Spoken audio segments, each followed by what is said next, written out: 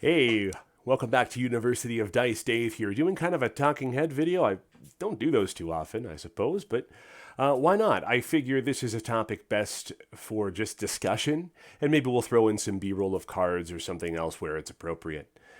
Today, this topic isn't really just about this game or any game. It's also kind of life advice a little bit, and it's something I've talked about before. I've heard others in the gaming sphere, competitive gaming sphere, talk about this. And that big thing is to stop overvaluing results or avoiding what we call results oriented thinking. This can be a very dangerous, damaging thing. Folks who play other card games or maybe play poker, for example, probably know something about this.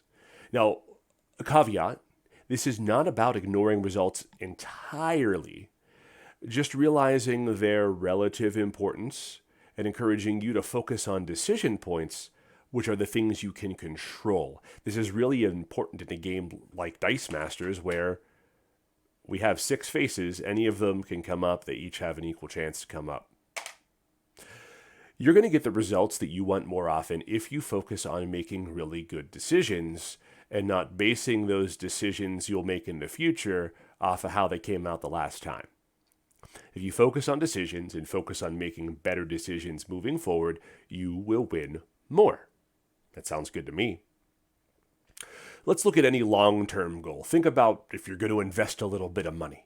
You do some research on a stock or a mutual fund or whatever. You do some research and you're like, okay, everything looks great about this. I feel educated on this. This is a good, logical choice. I'm going to invest my money. And then I'm down. It feels really bad. And it's easy for that result to stick with you and really mess with your head. But if you have faith in the fact that you use logic and you stick with that logic, you made the right decision, and over the long term, you're going to win more. Or let's take the opposite approach. You do your appropriate research and logic leads you to say, don't invest. And then that stock shoots up. Now you have FOMO. Why didn't I buy? I should have bought. But the result isn't the important part. It's the decision point. You did the research, you looked into it, and you said, no, this does not make sense. Well, it's really the same thing here, because we can no more predict the results of our die roll than anybody can say for certain if a stock's going to go up, right? We're not offering investment advice here. I hope that's quite clear. Let's say I offer you a bet. I say, okay, there's 2 things that you could come out. We'll take this Joker die. We're bored in between Dice Masters games, say, waiting for a round to finish. You can either bet on getting the 1 shield face, so 1 of 6, or any other face, 5 of 6. And it's $10.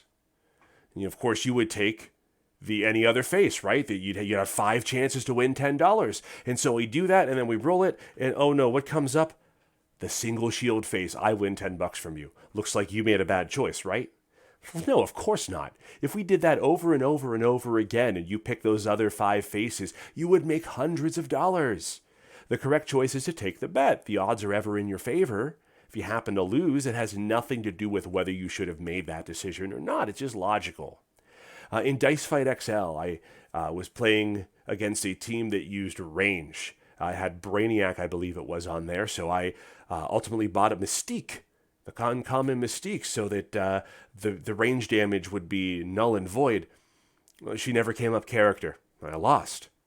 Was it wrong to buy Mystique? Of course not. She was the counter to that. She was my chance. If anything, I should have bought her sooner than I did. My opponent and I actually talked about that after the game.